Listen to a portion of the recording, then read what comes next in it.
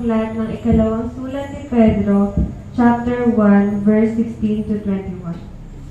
Ang mga ipinangaral namin sa inyo tungkol sa kapangyarihan at pagdating ng ating Panginoong Hesukristo ay hindi kwentong gawa-gawa lang.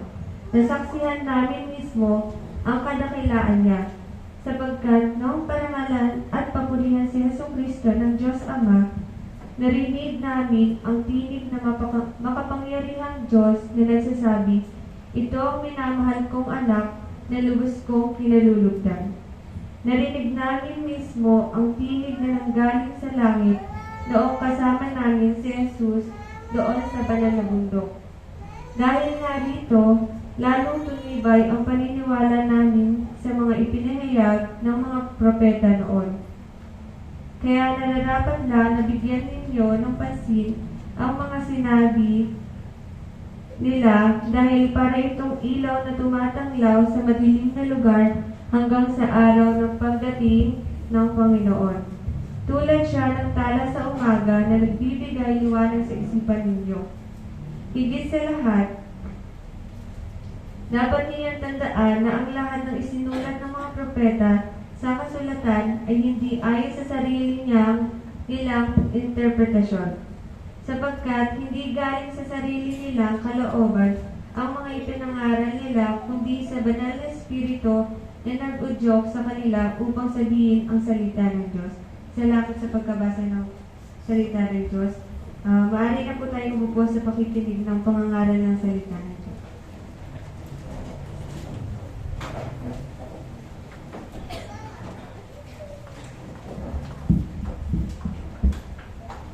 Praise the Lord. Sinasabi na meron pong 52 linggo para sa taong 2024. So, pakisabi sa iyong katabi na isa ka na. 51 na lang. Nawa, no? Isama natin ito sa ating pong New Year resolutions. No? Na ating pong perfect ang 52 Sundays no, ng taong 2024. Huwag nyo namang isipin no, na sige, ito maging New Year resolution ko para bigyan ako ng buhay ng Panginoon for 2024. Kundi bigyan natin no, na gawin bilang pagpupuri, pagkilala sa Panginoon. Kayo say amen?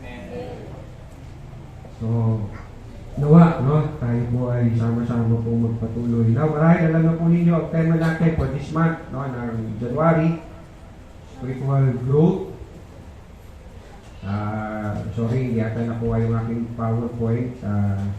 Nasend ko kay Pastor Abby, nakasinta nata sa church. So, anyway, i-post ko na siguro sa ating GC. So, spiritual growth, and yes, throughout these Sundays, no? Ako at si Pastor Abe, I will be talking about spiritual discipline. Babalik tayo sa basic, which is basics are very essential. Very, very important. No, katulad ng pagkaalam natin no, ng alphabet. Hindi natin yan kinakalimutan, hindi natin yan sinasantabi, lagi natin yan kasama. And so, habang pinagamit natin, no, we grow in knowing words, understanding words, at patuloy tayong lumalago sa pagkaalam as we use the basic alphabet. Doon din, no, halimbawa no, sa mga basketballista, meron silang mga tinatawag na basic disciplines, no, basic principles, hindi nila yung sinasantabi. Pinapractice nila yun. Habang pinapractice nila, lalo silang humuhusay sa kanilang skills no, sa paglalaro ng basketball na de-develop using those basic understanding of very basic principles. Halimbawa, no, bago maglaro, mag-stretching, mag-warm up, etc. And yes, may spiritual discipline. May merong basic spiritual discipline na dapat natin ginagawa. No, not just to maintain our Christian life, no, kundi para tayo ay lumago sa buhay pananampalataya. And again, ito ang ating pag-aaralan throughout the month ng January. The Bible study, here are the spiritual discipline, Bible study, prayer, worship, service, and stewardship. So, hatiin namin ni Pastor Abby ito, no, for 4 Sundays, no, ng month of January. Again, Bible study, prayer, worship, service, and stewardship. So for today's message, mula po sa 2 Peter chapter 1, 16 to 21, dalawang bagay ang nais na ibahagi. Why should I believe the Bible is the Word of God? Then, how we should study the Word of God, or how we should study the Bible. So, nahati ko sa dalawang tanong na ito. Why should I believe the Bible is the Word of God? And how should I study the Word of God? Ang text po natin, mula po sa 2 Peter, ay ni ultimo adios ni Peter. Huli niya po itong sulat, bago po siya pumanaw o kunin ang buhay niya sa buhay na ito. At ang kanya pong sulat na ito ay address sa mga mananampalataya.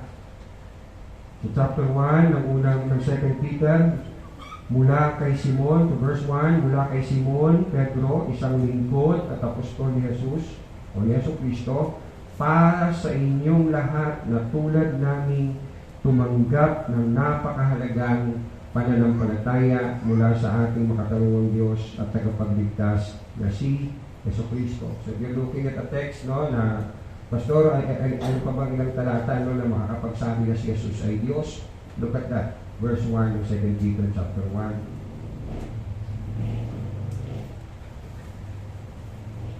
And let me read again, mula kay Simon Pedro, isang lingkod at apostol ni Yesu Kristo, para sa inyong lahat na tulad namin tumanggap ng napakahalagang pananampalataya mula sa ating makatarungang Diyos at tagapagligtas na si Yesu Kristo.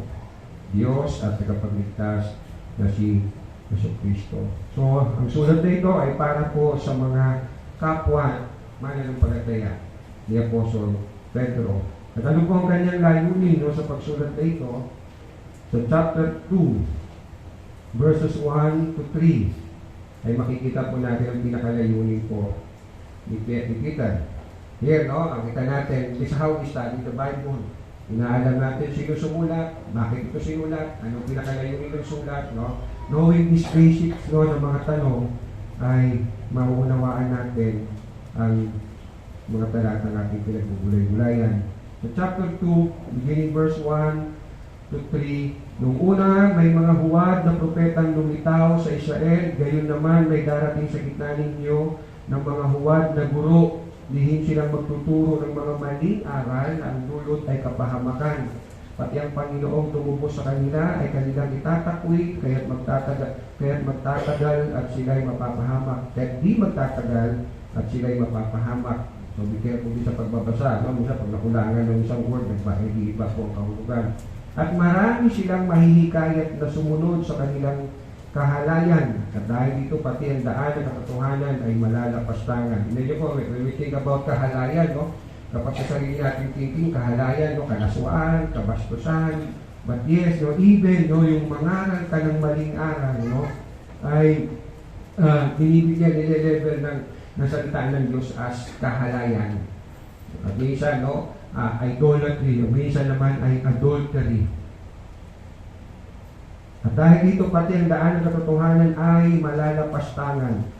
Sa kanilang kasakiman, lilinangin nila kayo sa pamamagitan ng kanilang aral, nakathang-isip lamang, matagal lang nakahanda ang hatol sa kanila at ang pupuksa sa kanila ay hindi natutulog. So, layunin ni Paul, ni Peter, writing this letter sa mga mananampalataya, is to warn them about the false teachers, o false prophets, o mga maling, mga bulaang, mga ngaral at katuruan.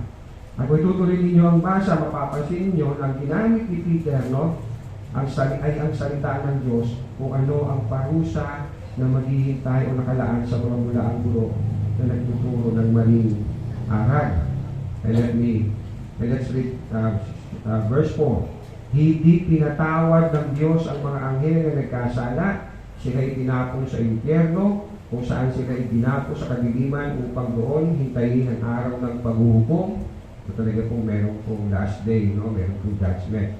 Dahil sa kasalanan ng tao noong unang panahon, ginunaw ng Diyos ang daigdig. You know kung ano tinutukoy po ni Peter, no? Sa Genesis chapter 6, no? Yung baha. Sa pamamagitan ng baha, wala siyang iniligtas maliban kay Noe na nangaral tungkol sa matuwid na pamumuhay at ang 7 niyang kasama. Sinumpa at tinupok ng Diyos ang mga lungsod ng Sodoma at Gomora upang maging babala sa masasama tungkol sa kanilang kasasapitan. Ngunit iniligtas ng Diyos si Lot, isang taong matuwid na lubhang nababagabag ng mga kahalayan ginagawa ng masasama noong panahon niya. Naghirap ang kalooban ng matuwid na taong ito sa kasamaang nasasaksihan niya araw-araw habang siya'y nakatira doon. Ganun talaga mananampalataya. Nasa gitna ng makikita niyang mga kasamaan ng mundo, dapat yan ay kanyang kinalulungkot. No, hindi niya yung pinagsasaya. Kaya alam ng Panginoon kung paano ililigtas mula sa mga pagsubok ang mga tapat sa Kanya at kung paano paparusahan ang masasama hanggang sa araw na sila'y hatulan, lalo nang sumusunod sa mga halay na pagnanasa ng katawan at ayaw kumilala sa may kapangyarihan. So here, no, ang hugot ni Peter, no, yung judgment darating sa mga tao ito, mga bulaang mga ngaral ito, nagtuturo ng maling aral, no, ang kanyang hinuhugot, pinaghuhugutan ng judgment ay ang salita ng Diyos. Di sapat mula sa kasultan o sa banal na kasulatan. Sa chapter 1, makikita natin ang batayan ng katotohanan ng matuwid na pamumuhay, matuwid na aral, ay ang salita ng Diyos. Verse 3 hanggang 4. So I hope as you listen, no, makita natin no, kung ano yung binabala ni Peter to address itong mga itong problema o itong kinakaharap ng mga mananampalataya no, mula sa mga bulaang mangangaral. And obviously, ang kanyang gamit ay walang iba kundi ang salita ng Diyos. Verse 3 to 4, tinanggap namin sa pamamagitan ng kapangyarihan ng Diyos ang lahat. So, if you have your Bible, isigan nyo yung word na yan, ang lahat ng bagay na magtuturo sa atin upang tayo'y mamuhay ng makadiyos. Ito'y dahil sa ating pagkakakilala kay Jesus na siyang tumawag sa atin upang bahagian tayo ng kanyang kaluwalhatian at kadakilaan. Sa paraan ito ay binigyan niya tayo ng mga dakila at napakahalagang pangako upang makaiwas kayo sa nakakasirang pagnanasa sa sanglibutan ito at upang makahabahagi tayo sa kanyang likas bilang Diyos. Ako'y sasabihin ko ito sa bandang dulo pero na-excite na ako, no? If you're asking, how should I live, no? Anong pamantayan ko sa buhay kabanalan? Anong pamantayan ko sa buhay Kristiyano? Ang lahat ng bagay na magtuturo sa atin ay nandito upang tayo'y mamuhay na maka-Diyos. Ito instructions. Ito ang ating manual to live a holy life. Lahat nandito na. Okay? Hindi lahat ng gusto nating malaman, hindi lahat ng mga tanong natin ay nandito, pero ang lahat ng kailangan natin to live a holy life ay nandito na sa salita ng Diyos. Napakahalaga sa paglago at pagtatag ng ating pananampalataya ang paniniwala at pagpapahalaga sa salita ng Diyos. Can you say amen? If you can recall, no, last Sunday, hindi ko naman po isa-isa ulit yun dahil mahaba talaga yun, no? Nagkaroon nga ng survey, no, the state of theology o kalagayan ng paniniwala ng mga tao, no, mga evangelical believers sa Amerika, no, ang 3,000 adult Bible believers. At anong lumabas sa kanila pong survey, at ang babasahin ko lamang po, no, ay yung may kinalaman po sa paniniwala nila sa Biblia. 27% no, ng 3,000 strongly disagree. The Bible, like all sacred writings, contains helpful accounts of ancient myths, katang-isip o mga ano lang, but is not literally true. 27% lang ang nag-disagree. So, ibig sabihin, naniniwala, no, ang 73% na yes, no, hindi siya literal na totoo, myths lang ang ibang bahagi ng salita ng Diyos. In other words, hindi lahat totoo nasa Bible. The Bible is 100% accurate in all that it teaches. 33% strongly agree. So, hindi malayo. Kasi isa 27, 33, difference ng 6%. Nag-a-agree yung 33% na 100% accurate. Pero, yung 67, hindi. Merong mga mali sa Bible. Hindi accurate ang Bible 100%. Again, evangelical believers ito. Meaning evangelical believing in the Bible as the Word of God. The Bible has the authority to tell us what we must do. Ang naniniwala lang, 39%. So 61% are saying, hindi ang Bible ang pamantayan ng ating mga pananampalataya at paggawa lamang. There are other books na pwede nating pagbasihan. Again, we just read kanina, so sa verse 3, lahat nandito na para sa kailangan natin upang mamuhay ng may kabananan. Hindi natin kailangan ng extra books. Another, religious belief is a matter of personal opinion. It is not about objective truth. Ang nagdi-disagree naman, 19%. 81% are agreeing niya. No? Meron dapat din yung paniniwala natin, hindi lang dapat nababase dito sa salita ng Diyos. So sa Amerika, wala nang absolute truth. Subjective ang truth. Kung sa iyo totoo yan, kanya hindi, okay lang yan. So anong result? Dahil ganito ko yung paniniwala nila sa Bible, false beliefs, of course. False beliefs, false practices. Maling paniniwala, dahil hindi nila kinikilala ng Biblia as absolute authority, hindi nila kinikilala ang Biblia as 100% salita ng Diyos. So kanila pong mga paniniwala at kanilang mga practices ay hindi naayon sa salita ng Diyos. They deny the deity of Jesus. They deny the simple nature of man. They deny na si Jesus lang ang tagapagligtas. They deny na iisa lang ang Diyos. They believe na iisa lang ang Diyos na sinasamba ng lahat ng religions. Kung maalala niyo, isa po yung sa tinanong ko sa survey. Naniniwala sila that 16% strongly disagree. So meaning, 16%, 84 are agreeing na all religions, hindi lang including Christianity, Judaism, and Islam, at lahat ng world religion, lahat daw ng religions. Sabi ng isang nakita ko sa Google, 4,000 merong religions ang mundo. 16% lang ang nagdi-disagree na ang lahat ng relihiyon ay tinatanggap, ang lahat ng relihiyon ay tinatanggap ng Diyos na pagsamba. 16% lang are disagreeing. Meaning, sinasabi ng 84% is lahat yan. Samba ng Buddhism, samba ng Hinduism, samba ng Islam, samba ng whatsoever religions. Papunta lang yan sa isang Diyos. At yan ay hindi totoo. I strongly disagree. I remember yung tatay ko, sabi ng lolo ko sa kanya, ng tatay niya, parang ganito lang gayang kamay. Christianity, Judaism, Buddhism, Hinduism, ito yung Diyos, nakakabit lang sa isang palad. Well, sa kamay, oo. Pero sa one God, hindi. Sa Diyos ng Biblia.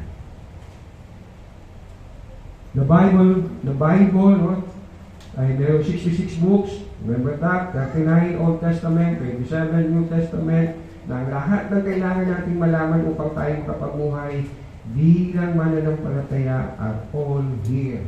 Nandito. Kung hindi pa po ninyo sinulakahan, please, matahan niyo yung word na lahat. Let me read it again. Chapter 1, verse 3 ng 2 Peter.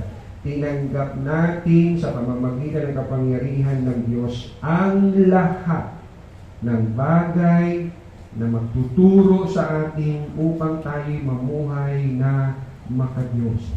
Again, you're still looking for kung paano ka magiging makadiyos. Ano ang pagbabasihan ko, magtuturo sa akin upang makapamuhay ako ng makadiyos? Masalita ng Diyos. Can you say amen? It's already here. All, ang lahat ng bagay na magtuturo sa atin upang tayo'y mamuhay ng makadiyos. Maghiniwalay natin po sa salita ng Diyos sa buhay pananampalataya natin, malilihis tayo ng landas. Kabaliktaran ng matatamo natin kung kabanalan sa aral ng salita ng Diyos, di hindi kabanatan ang matatamo natin sa hindi natin po pakikinig at pagsasagawa ng salita ng Diyos. I saw this video, I think na-share ko sa inyo, isang porno magazine model, boldly saying, I believe God loves me 1,000%. Mas hindi pa sa atin, diba? Tayo ginawa 100% siya. 1,000% I believe God loves me.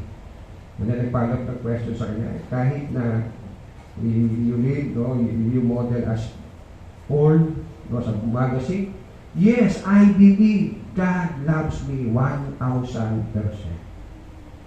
See, kapag hindi po salita ng Diyos ang ating po pinagbasihan at yung ating lamang piling at yung ating sariling paniniwala, then ganun din aking pag-iisip. I don't have to change my life. Jesus loves me 1,000%. So I can go on. Kung mahilig ako dati sa ball, no, nagkakatras ako, makapanood lang ako ng ball, hirap na hirap manood ng ball noon.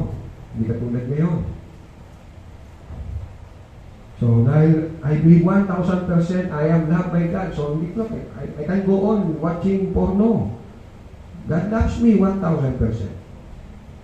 At syempre, kung magpapatuloy ako sa porno, hindi na ako makukontento malamang doon. Dahil ganun talaga.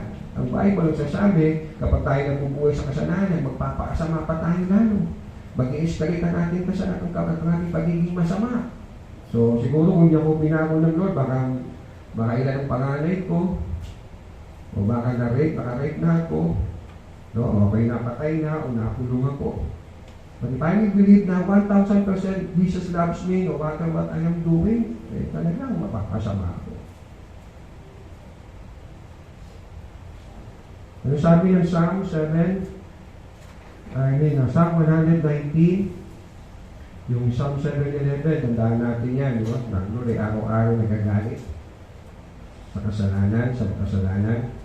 Remember, Psalm 119, awit 119, verses 9 to 16, paano mapapanatiling malinis ang pamumuhay ng sinumang tao sa kanilang kabataan? Sa pamamagitan ng pagsunod sa banal mong kautusan. Buong puso ang hangad kong sambahin at paglikuran. Huwag mo akong hayaan sa utos mo ay sumuway. Have you ever prayed that prayer? Lord, ilayo mo ko sa pagkakasala. Lord, huwag mo akong hayaang malayo sa iyong mga salita upang ako hindi sumuway. Ang banal mong kautusan, sa verse 11, ang banal mong kautusan sa puso ko iingatan upang hindi magkasala laban sa iyo kailanman. How do you apply this? No? Pag nakikita ka lang, ako bilang lalaki, pag nakikita ko ng maganda, patingin ko, kung tititigan ko pa siya ng patuloy, no, ay maaaring maging masama ang aking isipan. So, we think about His Word. So, tumingin ka lamang ng mahalay, nagkakasala ka ng pangangalo niya. See, the Lord, no, ay inilalayo kayo sa kasalanan because you keep His Word sa puso at isip mo. Pero kung hindi mo sinasa puso, sinasa isip na salita ng Diyos, no, you can easily just make a sin. Pupurihin kita, Yahweh, kay aking pupurihin. Ang lahat ng tuntunin mo ay ituro po sa akin. Ang lahat mong mga utos na sa akin binigay, palagi kong babanggitin, malakas kong isisigaw.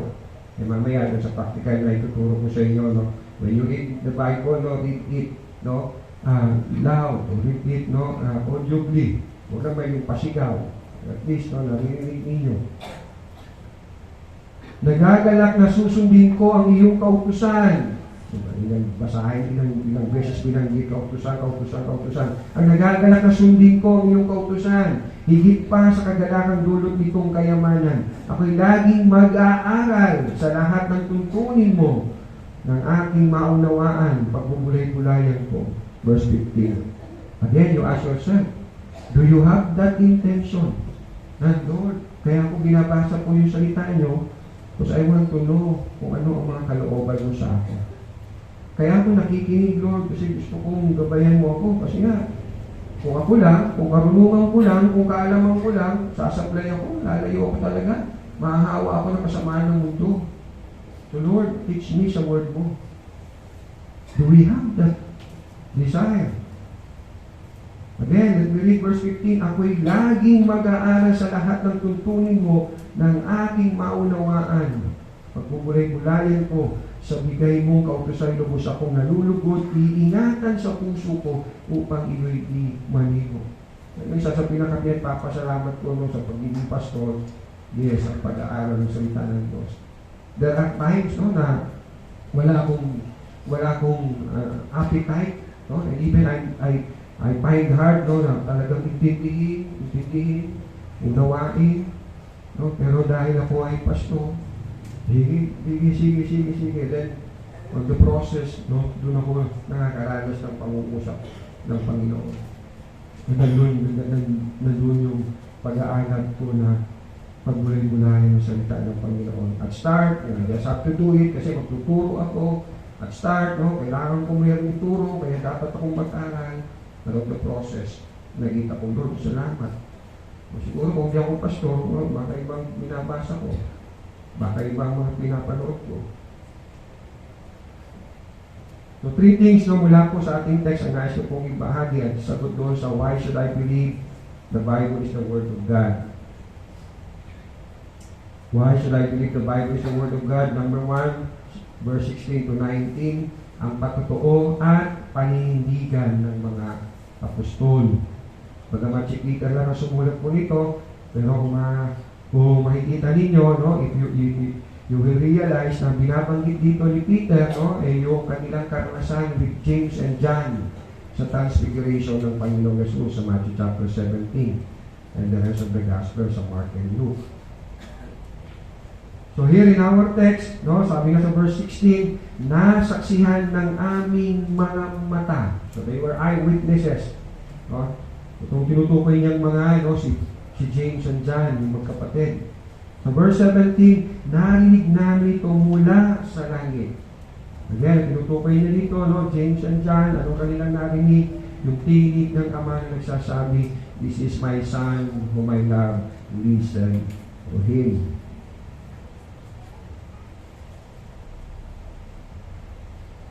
You may ask, Pastor, wala namang binabanggit si Peter na nagpapatotoo na ang Bible ay salita ng Diyos. He was just testifying about what he saw and heard about the Lord Jesus Christ. Wala namang sinabi na ang Bible ay salita ng Diyos. Verse 19, kaya naman, lalong tumibay, I'm reading 2 Peter chapter 1 verse 19, kaya naman, lalong tumibay ang aming paniniwala sa ipinahayag ng mga propeta. So naniniwala na sila sa salita ng Diyos, no? Napatatag pa, na-confirm pa, no? Naging mas matatag pa sila sa karanasan na kanilang naranasan. So what was Peter saying, no? Mas mabigat yung mga sinabi ng mga propeta, yung banal na kasulatan, no? Kaysa doon sa aming karanasan. Kumbaga, ang basis ng kanilang pananampalataya ay the very Word of God. Tingnan niyo yung experience again ni Peter, James, and John, hinay sa salita ng Diyos. Kung naranasan namin, narinig namin ang tinig ng Ama nagsasabi, "This is my Son," na nakita namin ang kalwalhatian ni Jesus, it just confirms kung ano sinabi ng mga propeta. It just confirms kung ano mga sinabi ng salita ng Diyos. So, lalong tumibay ang aming paniniwala sa ipinahayag ng mga propeta.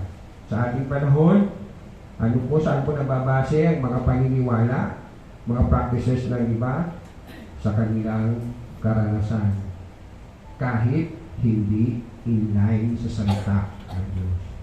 Sinabi sa akin ng Holy Spirit, blah blah blah blah, pero kung tinanong mo sa salita ng Diyos, wala naman.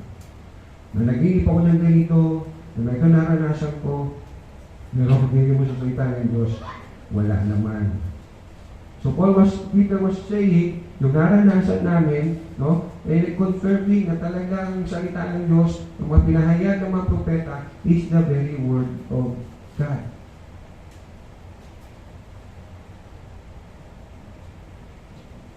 Minsan may mga tao nagpapahayag ng katotohanan base sa kanilang nararamdaman, kanilang nararanasan. Katulad ng babae na yun, no?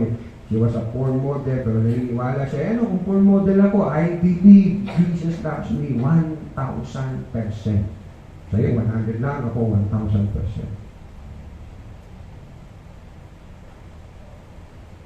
Kaya pala maalam tayong makikinig na parang, you can go on with your life, but Jesus loves you. Di ba, may mga pagkakataon din, nabanggit natin yan, ako man, nasabi ko yan, that Jesus loves you unconditionally.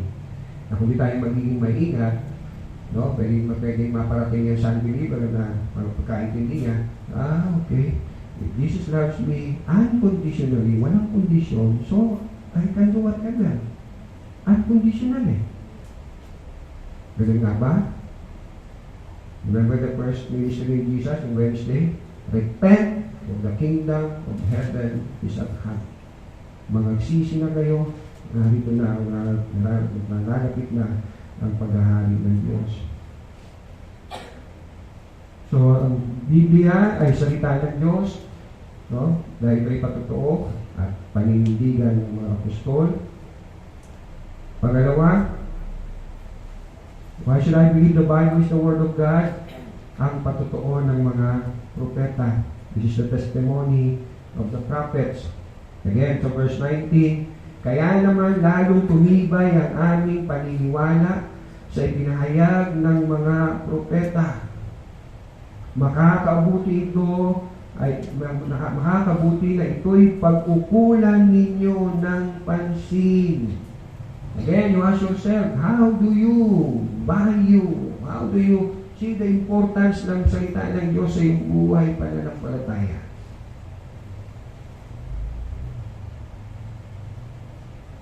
Chapter 1 ng 1 Peter, verse 10.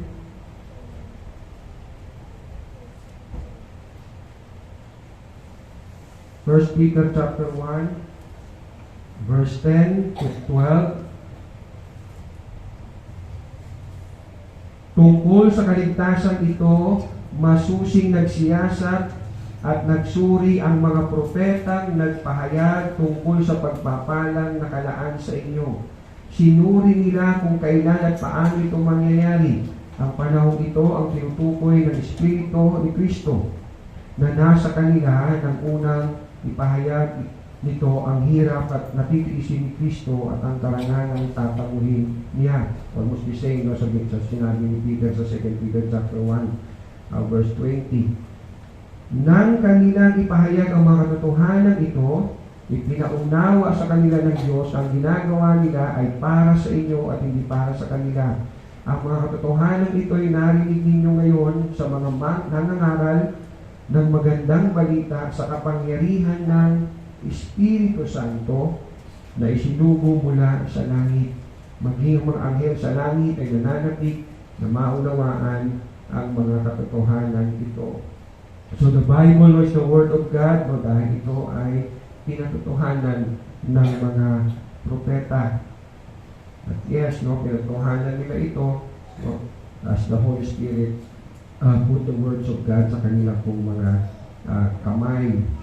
Let's read Ephesians chapter 2 sa kanilang mga bibig para ipahayag, isulat. Efeso Kabanatang 2. Before I go to sa last point ng ating last subpoint. Ephesians chapter 2 verse 20, tulad ng isang gusali, kayo'y itinayo sa pundasyong inilagay ng mga apostol at mga propeta na ang batong panulukan ay si Kristo Jesus. The foundation of our faith and practice, may patotoo ng mga propeta, ng mga apostol, at ang Panginoong Jesus ang pinaka-batong panulukan na the word na kanila pong patotoo, of course, nakaugnay sa patotoo ng Panginoong Jesus. Saan galing po ang patotoo nila ng mga propeta? No? Paano sila nag-come up ng mga ganitong idea o ganitong testimony, ganitong patotoo? Third and last point, why should I believe in the Bible is the Word of God? Ang patotoo ng Diyos. Ang patotoo ng Diyos. So, yung patotoo ng mga propeta, patotoo ng mga apostol, no, ay buhat sa patotoo ng Diyos. Verse 20 to 21. Higit sa lahat, unawain ninyong walang makapagbibigay ng sariling pagpapakahulugan sa alimang propesiya sa kasulatan. sapagkat ang pahayag ng mga propeta ay hindi nagmula sa kalooban lamang ng tao, ito'y galing sa Diyos. Ipinahayag ng Diyos, salita ng Diyos, at ipinahayag ng mga taong nasa ilalim ng kapangyarihan ng Espiritu Santo. So here you can see the triune God. Ang Diyos Ama ang nagpahayag, pinahayag sa pamamagitan ng banal na Espiritu sa mga propeta, sa mga apostol, at ipinahayag ang mga pinapahayag ay patungkol sa kanino? Sa Panginoong Jesus. At opo, Jesus testified na ang mga ipinahayag ng mga propeta ay patungkol sa Kanya. Nagpapahayag patungkol sa Kanya. I hope, if you will be asked, show me in the Bible na sinasabi ni Jesus na ang salita ng Diyos, ang mga salita ng mga propeta ay patungkol sa Kanya. I hope you can open your Bible and look particularly kung saan talata, saan aklat na sinabi ni Jesus ang bagay na yun. Dahil palagay ko, we read it over and over and over again. I hope you know it. Where in the Bible na sinasabi ni Jesus ang pinahayag ng mga propeta, it's about me.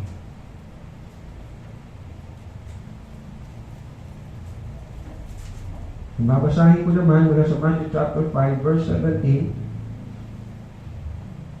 Matthew chapter 5 verse 17 and 18. Mula ito sa bibig mismo ng Panginoong Jesus. But this is not to say, dahil yung ibang mga salita sa Bible ay hindi galing sa bibig ni Jesus ay hindi salita ng Diyos. Matthew chapter 5 verse 17 and 18. Huwag ninyong akalain na parito ako upang ipawalang bisa ang kautusan at ang mga propeta. Naparito ako hindi upang ipawalang bisa ang mga iyon, kundi upang tuparin. 18 ng Matthew chapter 5. Tandaan ninyo, maglalaho ang langit at ang lupa, ngunit ni isang tuldok o kudlit man ng kautusan ay di mawawalan ng bisa hanggat hindi natutupad ang lahat. Even yung tuldok, even yung kudlit, is the very word of God. Yes, sabi ni Jesus. Sa mga scribes, sa mga tawag kayo, mga Pariseyo, when they rewrite the scriptures, pagdating doon sa pangalan ng Diyos, naghuhugas ng liligo sila ceremonially, pinapalitan nila yung ginagamitan nila na panulat, that's how they refer the word of God, they refer the name of God. Sa Pilipinas, sabi ng aking kaibigang pastor, namamayagpag, kumakalat ngayon sa Pilipinas ang mga aral na ang Bible is not the Word of God. Na ang Bible is not inerrant. Pag sabi inerrant, walang errors, walang mali. Pawang katotohanan lamang. At nabibigyan ako ng pangalan, isa lang ang binibigay niya sa akin. Pero sabi niya sa akin, nung malaganap ito sa Valenzuela, sa Bulacan, Quezon City, at sa ilang mga probinsya. At ang pangalan ng pastor na ito ay si Pastor Arnel Cadelinia. Pastor Arnel Cadelinia. Don't worry, I will give you the PowerPoint ko sa ating At ito si Pastor Arnel Cadelinia, we may not be familiar with him, pero siya yung pastor ng Malayang Pilipino. Na ilan sa mga kanta nila ay sikat. At in fact, kinakanta natin sa ating church din. Ilan sa mga kinanta natin kanina ay galing sa Malayang Pilipino. Salamat, salamat. Hindi pamigay sa kantang binabago mo ako araw-araw. Binabago mo ako araw-araw. Kaya ganda ng umaga. Ay ganda ng umaga. Baka ipang ang nagsus sa inyo. Babad sa presensya mo. May pamilya tayo ito. Babad sa presensya mo. Katulad ng mga agila. So, ilan sa mga popular na kanta ay galing po sa bandang ito. Langit ang aking nadarama. Langit ang aking nadarama. Malayang malaya. Malaya na. I'm not sure kung yun talaga. Rumaragas ang pagpapala. Sa piling mo ako'y maghihintay. Sa piling mo ay may tagumpay, Malayang Pilipinos, very popular na Christian band.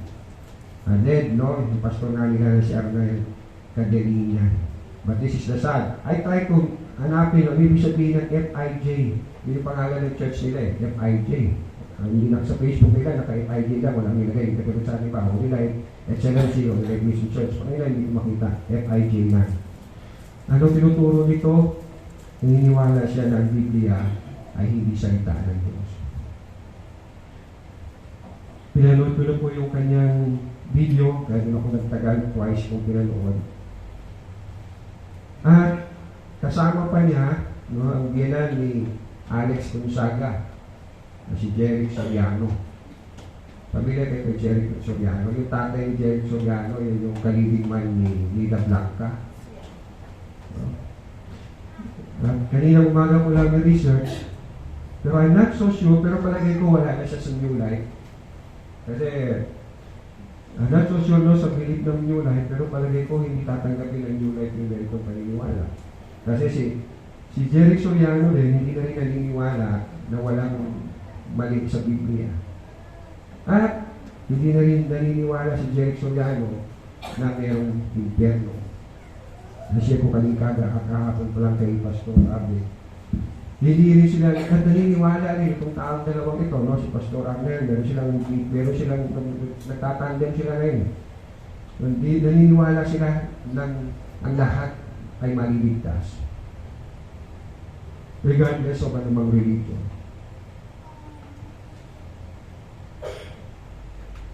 So this is very, very sad. Hindi nagsimulan ganito si Pastor Arnel, no, na hindi siya naniniwala sa Bible, no, hindi siya naniniwala sa impyerno. Pero ewan ko kung saan niya kinuha, no, sa kanyang sariling pag-aaral, whatsoever, no, nakumbin siya na walang impyerno, maraming mali ang Bible. Meron siyang mga binahagi, no, na parte na discrepancies. Halimbawa, sinabi sa Genesis 70 ang sumama kay Joseph, no? Pagdating sa Acts, sabi ni Stephen 75. So may mga number na mali, no? Hindi po yan mali, mahabang diskusyon niya, no? We have the resources to find it, no, to reconcile kung yan by discrepancy or not. Marami po source yan, no? Masalimuot lang, no? Kung gusto niyo paliwanag ko, mga 2 days and 1 night tayo dito. Okay?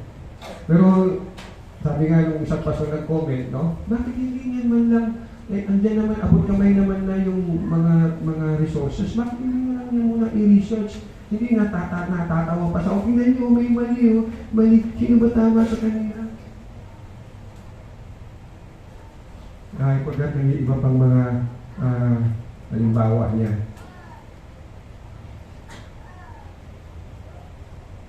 So, what I'm trying to say, no? Maging maingat tayo sa ating mga pinapakinggan. Again, these two, no, Pastor Arnel, I don't know, minsan niya napapanood ko si Alex Gonzaga, no, minsan pag nagsasalita niya, para talagang ano din, no, na talagang all are forgiven, all are saved. Regardless kung ano man yung ginagawa mo, it's like you are 1,000% loved by God. Siguro, dahil si Paul ba yung pangalan asawa niya, no? I don't know kung believer din ng kanyang tatay, mga paniniwala ng kanyang tatay. So si Jeric Soriano, no, marami ako napanood na preaching niya, no, sa New Life. Ang galing niya gumawa ng PowerPoint, no? Kaya lang, no, I observed din, no, yung mga basihan nga niya. Papaliwanag niya yung isang word sa Bible. Alam niyo saan niya kukunin yung meaning? Sa dictionary.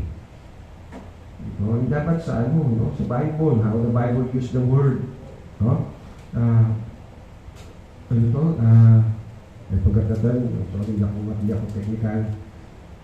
So that's how I explain it. Pero yan lang, no, nagulat ako talagang hindi na nga. Dati naniniwala siya na may impyerno, but this time walang impyerno, and all will be saved.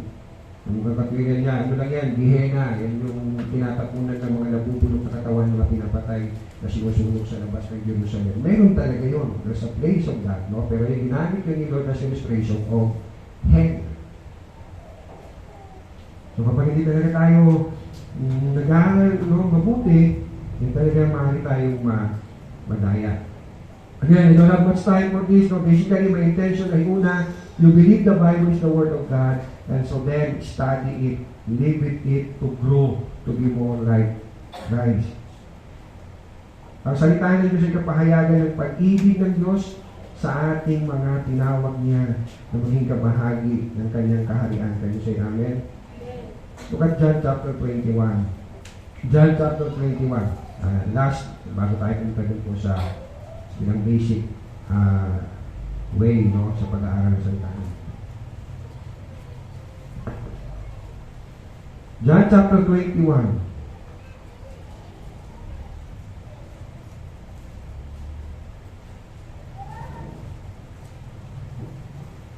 This time, yung nagpakita si Jesus muli sa mga alagad, very familiar sa atin ito. 3 times Jesus asked Peter, "Do you love me?" John chapter 21, verse 15, pagkakain nila, tinanong ni Jesus si Simon Pedro, "Simon, anak ni Juan, iniibig mo ba ako ng higit sa mga ito?" "Opo, Panginoon, alam ninyong mahal ko kayo," tugon niya. Sinabi sa kanya ni Jesus, "Kung gayon, pakainin mo ang aking mga batang tupa." Muli siya tinanong ni Jesus, "Simon, anak ni Juan, iniibig mo ba ako?" Sumagot si Pedro, "Opo, Panginoon, alam ninyong mahal ko kayo." Sabi ni Jesus, "Alagaan mo ang aking mga tupa." Pangatlong ulit, tinanong siya ni Jesus, "Simon, anak ni Juan, mahal mo ba ako?" Nalungkot si Pedro sapagkat 3 beses siyang tinanong ng mahal mo ba ako? At sumagot siya, "Panginoon, alam po ninyong lahat ng bagay. Alam ninyong mahal ko kayo." Sinabi sa kanya ni Jesus, "Pakainin mo ang aking mga tupa." See, ang pagpangangaral, ang pagtuturo ng salita ng Diyos ay pagpapahayag ng pagmamahal ng Diyos sa iyo at sa akin. Ganito namin. Sabi ni Peter, ni Lord, "Peter, kung mahal mo ako, alagaan mo, pakainin mo yung mga tupa ko. Yung mga bata kong tupa, pakainin mo yung mga tupa." Ano papakain? Of course, hindi po damo. Hindi salita ng Diyos. Diba sabi ni Lord, hindi lamang nagbubuhay sa tinapay ang tao, kundi sa bawat salita na namumutawi sa bibig ng Diyos. So it's the Word of God. Kaya po, kapag tayo po nag-aaral ng salita ng Diyos, dapat, as we listen to it, pakinggan natin ito na love letter ni Lord. Because this is God's expression, one way of His expression, ng pagmamahal sa iyo at sa akin, ang kanyang salita. You and I will not grow strongly and healthy without daily bread. Salita ng Diyos. Diba niyo sinasabi natin sa iba, parang nangangayayat ka, hindi ka na kumakain na. Diba ganun ang thinking natin, may sakit, nababayaan mo, hindi na nagpapahinga, hindi na kumakain.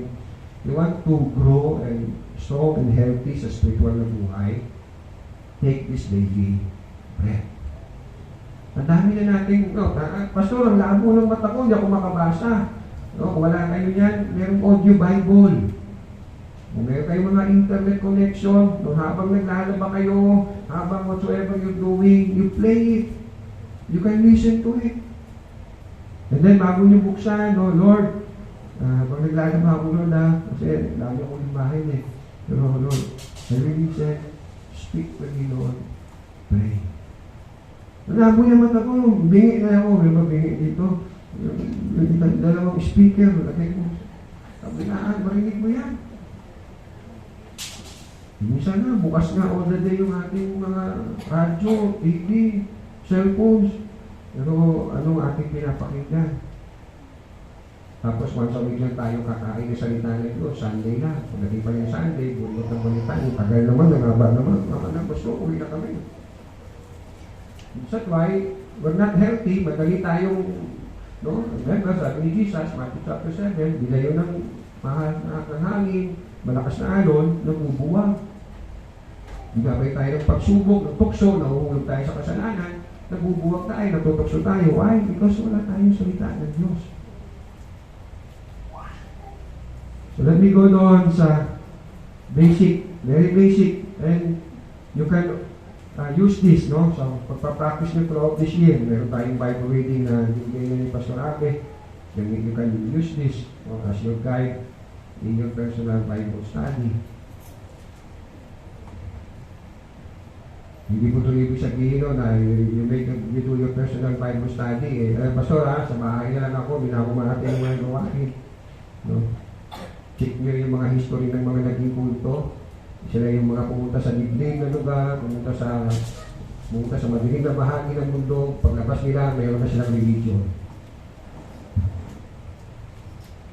I will use the word read na madali natin matandaan. R-E-A-D. 1. Revere the word of God. Revere, meaning no, galangin ninyo, pagpitagan ninyo, kilalanin ninyo na ito ay salita ng Diyos. So how do you feel na nagsasalita ka tapos yung kausap mo nagsisigi ng cellphone? Di ba? Parang you can really say walang kwenta itong inasabi ko sa kanya. Wala itong pagpapahalaga sa akin. Okay? So, when you come to the Word, revere the Word. Meaning, you recognize na ito ay salita ng Diyos. Huwag ninyong bilhin o huwag ninyong i-entertain yung mga sinasabi right and left na hindi yan salita ng Diyos, maraming mali yan, and so and so. Remember, sinabi na yan ni Lord na darating talaga ang mga yan. Again, you revere the Word of God. Ako po, personally, I don't know kung napapasin yan isa ng asawa ko, the moment na ako'y mag-aaral na, I have the tendency lagi na mataas ng paa. Ganyan. Kung binuksan mo yung Bible ko, then, nakokot-aware ako, nakataas ang paa ko, binababa ko, literal. As my revere sa salita ng Diyos. Then I start reading. Pagkatapos ko basahin, then I go sa pag-aaral na. It may sound very simple, pero di ba yung ginagawa natin, hinihiling natin lahat na tumayo when we read the Word of God. A simple way na pagpapakita ng paggalang sa salita ng Diyos. Of course, revering the Word of God, bago natin simulan magbasa, you start with a little prayer. Lord, this is your word. Speak to me, Lord. In Jesus' name, Amen. Then, in reading, you focus on it. Hindi yung mababasa ka, then kalit-kalit, kabilang mata mo, nakatingin doon sa cellphone mo, message naman siya. Minsan may pagkakataon ako ganun din ako. Okay? See, minsan, all of us, ako ba nakakaranas, na parang ang lakas ng hatak ng kabila kaysa sa pag-hindi natin sa salita ng Diyos. Kaya we have to be wise. Tanggalin natin ang lahat ng bagay na whatsoever na mag-distract sa atin sa reading. Ako po, I start na, nakakalimang araw na ako since, of course, yung July 1, hindi ko nagawa, I start, every 4 a.m. na talaga ang isip ko. So, I make sure na pinaka-late ko na yung 10 a.m., then igising ako ng alas 4, then at the time, I will be in my work. I don't know, I think you try and you will believe. Mas matalas ang isip pag-gising sa umaga. Maliban lang kung natulog kayo ng alas 4, kung gising kayo ng 4:30. Hindi ko, hindi yun. Mas matalas ang isip. So, si Xiaomi, papatulog sa akin gumawa ng assignment. Lagay mo dyan. Ano ba yan? Okay. Bukas ng umaga ko gagawin yan. I cannot do it na buong maghapon na. Hirap na hirap ako. Pero pag-gising ng umaga, wow, ang fresh ang mind mo. Ang ganda. That's why, pagdala ni si Lord, maaga, madilim pa lang talaga nakikipag-igis sa Panginoon. So, you revere the Word of God. To revere the Word of God is to pray and to listen attentively. Pakinggan natin mabuti. Ako minsan, you ask my wife, kaya ako kinukuha yung paghuhugas, not just because gusto ko tumulong sa asawa ko, magpa-impress sa asawa ko, magpapa-impress pa ba ako na, nakuha ko na yung yes niya. Diba? Ginagawa ko yun, not only just because, para malagdag yung aking kinain, sa mawag-pawisan ako ng konti, I do it, habang nakikinig ako ng salita ng Lord. Hindi, sinasabi ko, Lord, habang nagpupunta ako, Lord, makinig ako. Ang nabawasan na lang sa akin ngayon, dati, pag nakikinig ako, kaya siya, inaabot ako ng siyam-siyam sa pag-uhugas. Kasi bibitawan ko ulit, nakalimutan ko kumuha ng pen, susulat ko, yung ano yung nag-struck sa isip ko. At minsan naman ginagawa ko na lang, may check, may cellphone, may record point, may voice recorder yan, di ba? So doon kaseta ako, nasabihin ko yung insight na nakuha ko. Kasi because my intention is really to listen and to learn. So you ask yourself, do you have that intention to learn? If you seek me with all your heart, you shall find me. Do we have that full heart to look for the Lord? Kaya minsan umuwi tayo, wala tayong maintindihan, wala sa kwento. Because, intention natin. So, River, pangalawa, again, pinilit ko yung read, announce. May word po na announce, o ayaw yung nag-announce, enunciate. So, meaning, no, you read it, no, loudly, or you read it with audibly. Merong sounds. I don't know with you, no, pero ako, mas na-absorb ko kapag binabasa ko ng mayroong sounds. Kaya ba, mas okay sa inyo yung binabasa sa mic? Kung okay sa inyo, din ko it. Pero ako, mas effective sa akin pagkakaintindi ko when I read it audibly. At least, no, kung meron kayo dito na sa inyo, 1-2 beses basahin, okay na. Ako, at least 3 times. Before I can really somehow get the idea. So, enunciate or announce, no, in reading the Word of God. Pangatlo, here you ask your questions. Ask questions. Lahat may tanong mo. Bawa, for God so loved the world that He gave His only begotten Son. Lord, sino ba itong word? Ano ba yung sabihin ng word na perish? O any questions naman na maiisip ninyong itanong doon sa talatang binabasa ninyo. No, yung si Jeric Soriano, yung word na perish, na doon siya nakinuha yung understanding niya ng word na perish, kumuha siya sa dictionary. So sabi niya, so it doesn't tell you will go to hell, you will be thrown to hell. It's simple as you will just die. No? Yun lang daw ibig sabihin ng perish sa John chapter 3 verse 16. So you ask questions. Questions, no, na mag-edify ng iyong faith, hindi yung questions na magpapaduda pa ng iyong pananampalataya. Remember, si Satan, yun ang gusto niya. Magtanong kayo, remember, si Satan, tinanong niya si Eva, diba? Totoo ba? Sinabi ng Diyos sa inyo. So you ask questions na mapapatatag pa ang pananampalataya mo. Hindi yung mga question. Ako man, may mga tanong din ako dyan. Pagkatanong ko ito, nagdadoubt pa ako. Tinatanggal ko yan. At minsan naman, talagang iniiwan ko din, then I will wrestle with it, no? Para talagang yung pagtutunan ko mapalitan ng pananampalataya o pagtitiwala. Here are the questions na pwede niyong itanong. Makakatulong to understand your reading o ano binabasa ninyo. Sino ang sumulat? Sino ang sinulatan? Ano ang layunin ng sulat? Ano ang ibig sabihin ng talata? Ano ang pinapagawa sa akin ng talata? Ano ang tinuturo nito about God?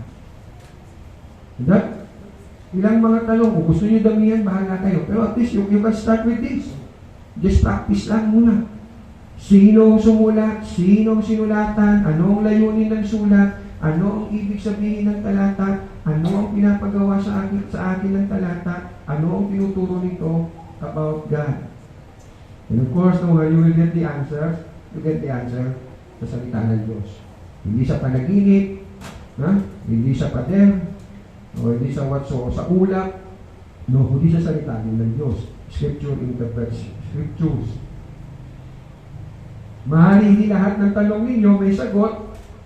So yung po doon sa mga tanong na merong sagot. And then, yung mga wala pang sagot, isang tabi na lang ninyo, and then, hoping no, sa patuloy nyo pagbabasa-basa, makasutong kayo ng sagot sa tanong na yun. And I ask you to question, I ask you to ask. Ayaw naman ninyo magtanong. Yung box natin, naging tuloy nung family natin, ginawang costume o ginawang props sa ating family din. Walang naman yung question natin. So this is important, no? Para hindi natin ma-misunderstand yung Bible. Tamang tanong. And then, pang-apat, pang-uli, of course, no, you derive or you get the answer no, from the Word of God. Sa salita ng Diyos ninyo kung ninyo sagot. Hindi sa dictionary, hindi sa anuman. This may help, no? Pero hindi yun ang talagang magbibigay sa atin ng understanding. Pag walang sagot, be patient, take time, keep that question, at patuloy sa patuloy yung pagbabasa, pag-aaral ng salita ng Diyos, eventually, we will get the answer.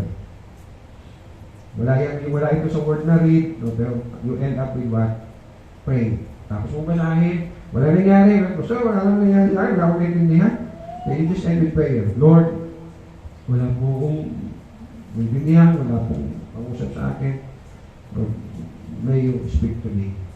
Thank you, Lord. Amen. And you will see it. Literal, minsan, naglalakad ka lang, meron kang may isip mo yung salita ng Diyos. No? Meron kang may isip na salita ng Diyos na angkop mo sa sitwasyon o sa nangyayari sa iyo. Yes, God speaks. Mahaba na ako, yung mga mata niyo nagsasabi na tapusin ko na. So, ayok na magkaroon po tayo ng time. Be intentional, no? Na time to study the Word of God. Let's pray. Panginoon, salamat po ng marami sa iyong salita. At salamat, Lord, na nariyan yung salita, Panginoon, na patnubay namin, gabay namin sa aming pong buhay, pananampalataya. At po, Panginoon, danahin ko, Lord, na magkaroon po ng pagkaalam sa puso namin, ang pag-aaral. At po, hindi po ito magdagdag lang ng karunungan sa amin. Eventually, Panginoon, kami ay maging mayabang o mapagmalaki. Kundi higit pa ito, Panginoon, magpahambol sa amin. Dahil as we know and understand your word, Lord, talagang mapapamangha kami, Panginoon, sa katabilaan mo, sa kalakihan mo, sa kapangyarihan mo, sa kahabagan mo, sa biyaya mo, Panginoon. At po, Lord, inayin po kami sa maling aral, sa maling mangangaral, sa maling pagkaunawa sa iyong salita. Ngayong katotohanan, Panginoon, kaya kayo po magturo at magkakayo po sa amin. At tulungan niyo po kami na kami pa'y maging masipag, Panginoon, na mag-aral at mag-unig ng iyong salita. Salamat po. Sabi po in Jesus' name. Amen.